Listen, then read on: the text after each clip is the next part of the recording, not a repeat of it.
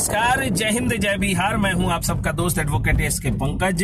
कानूनी जागरूकता और कानूनी जानकारी के अभाव में एक मैं देखता हूं क्या कि अगर किसी के साथ कोई आपराधिक घटना हो गई, जैसे मान लीजिए कि पति पटदारी में झगड़ा हो गया, मारपीट हो गया या छीनछोर हो गया या जो भी हो गया, उसके साथ कोई भी अपराध हो गया, उसके जिले का, उसके जवार का, उसके गांव का, टोला का, पटदारी का, पड़ोस का कोई आदमी उसके साथ मारपीट कर लिया क्योंकि वह कमजोर था और सामने वाला बहुत दबंग था, लठैत था, या कोई पुरानी रंजिश के कारण कोई अनजान आदमी ही आप पर हमला कर दिया।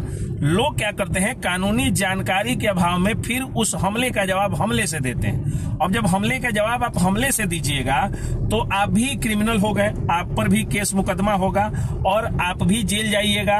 प्लस मारपीट हुई तो एक बार मारपीट हुई तो आपके साथ क्राइम हो गया, तो दोबारा जरूरी नहीं है कि जब आप मजबूत बन के जाएंगे तो आपके मजबूती से लड़ ही लेंगे। हो सकता है कि सामने वाला आपसे ज्यादा मजबूत पड़े, और इन पचड़ों में पड़ने से अच्छा है कि आप क्या करिए कि अपने थानाध्यक्ष को एक आवेदन दीजिए। तो वह थानाध्यक्ष क्या करेंगे कि BNSS भारतीय नागरिक सुरक्षा संहिता की धारा 173 के तहत FIR दर्ज करेंगे, प्राथमिकी दर्ज करेंगे। अगर नहीं दर्ज करेंगे तो आप SP साहब को एक लेटर भेज दें, और ये दोनों लेटर जो है वो आप स्पीड पोस्ट से भेजें और तब जाकर के थाना में मिले। मैं जो तरीका बता रहा हूं उसको ध्यान से सुनना है। स्पीड पोस्ट से भेजिए, एक आवेदन की कॉपी अपने पास रखिए, और वो जो पर्ची आपको मिलेगा स्पीड पोस्ट करते समय जो रिसीविंग, उसको जरूर रखें ताकि सबूत हो जाए कि आपने आवेदन दिया था। अगर थानाध्यक्ष महोदय नहीं कार्रवाई करते हैं तो SP साहब को इस बात का रेफरेंस देते हुए कि इतना तारीख को मैंने दिया, और SP साहब को लिख दीजिए। तो मुझे उम्मीद है कि थानाध्यक्ष महोदय या SP साहब के आदेश के बाद में FIR उस व्यक्ति पर दर्ज होगा, वह जेल जाएगा, उस पर कानूनी कार्रवाई होगी।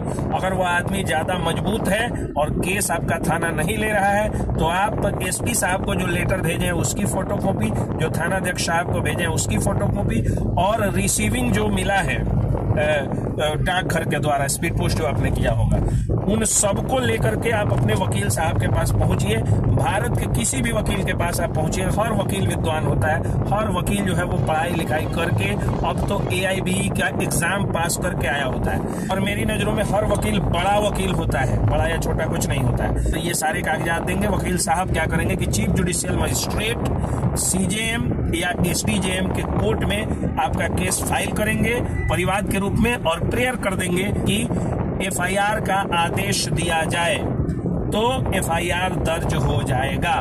तो इस तरह से आप चाहें तो FIR दर्ज करवा सकते हैं। जब FIR आपका पहले दर्ज हो जाएगा तो उसके बाद वो झूठा मुकदमा भी करेगा, तो आपको एक बड़ा डिफेंस का पॉइंट रहेगा।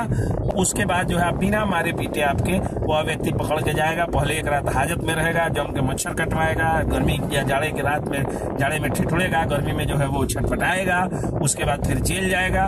उसके बाद उसका बेल होगा या सजा होगी, वो बात की चीज होगी, लेकिन निकलेगा तो सुधर के निकलेगा। जेल से तो सुधर के ही निकलता है लोग। तो इसलिए अपने से कानून हाथ में नहीं ले, आप लोग कानून का सहारा ले। अगर आपके साथ कोई आपराधिक वारदात हो जाती है या कोई दबंग व्यक्ति, कोई दुष्ट पट्टी पटदार अगर आपको सताता है, कोई पड़ोसी सताता है या कोई अपराधी सताता है, तो आप कानून में जाएं, खुद से मारपीट करके और अपराध के बदले अपराधी नहीं बन जाए। जय हिंद।